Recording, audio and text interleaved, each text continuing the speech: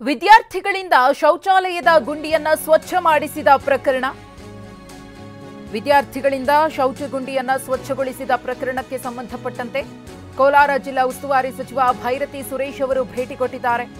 ಶಿಕ್ಷಕರು, ವಿದ್ಯಾರ್ಥಿಗಳು ಮತ್ತು ಅಧಿಕಾರಿಗಳಿಂದ ಮಾಹಿತಿ ಕಲೆ ಹಾಕುವ ಕೆಲಸವನ್ನ ಮಾಡುತ್ತಿದ್ದಾರೆ ಜಿಲ್ಲಾ ಉಸ್ತುವಾರಿ ಸಚಿವರು. ಮಲಗುಂಡಿ ವಸತಿ ಶಾಲಾ ಆವರಣವನ್ನ ವೀಕ್ಷಿಸಿದ್ದಾರೆ ಸಚಿವರು. ಭೈರತಿ ಸುರೇಶ್ ಅವರಿಗೆ ಮಾಲೂರು ಶಾಸಕ ಕೆವೈ ನಂಜೇಗೌಡರು ಸಾಥನ್ನ ಕೊಟ್ಟಿದ್ದಾರೆ.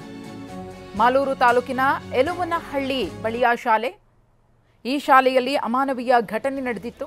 ವಿದ್ಯಾರ್ಥಿಗಳಿಂದಲೇ ಶೌಚಗುಂಡಿಯನ್ನು ಸ್ವಚ್ಛಗೊಳಿಸುವುದು, ಬೇರೆ ಬೇರೆ ಕೆಲಸಗಳನ್ನು ಮಾಡಿಸಿಕೊಳ್ಳುವುದು, ವಿದ್ಯಾರ್ಥಿಗಳ ಜೊತೆಗೆ ಅಮಾನವೀಯವಾಗಿ ನಡ್ಕೊಳ್ಳುವುದು ಎಲ್ಲವೂ ಕೂಡ ಬಟಾಬಯಲಾಗಿತ್ತು. ಇದೀಗ ಜಿಲ್ಲಾ ಉಸ್ತುವಾರಿ ಸಚಿವರಾಗಿರುವ ಭೈರತಿ ಸುರೇಶ್ ಅವರು ಭೇಟಿಯನ್ನ ಕೊಟ್ಟಿದ್ದಾರೆ. ಅವರಿಗೆ ಅಧಿಕಾರಿಗಳು ಕೂಡ ಸಾಥನ್ನ ಕೊಟ್ಟಿದ್ದಾರೆ. ಹಾಗೆಯೇ ಸ್ಥಳೀಯ ಶಾಸಕರು ಕೂಡ ಸಾಥ್ ಕೊಟ್ಟಿದ್ದಾರೆ.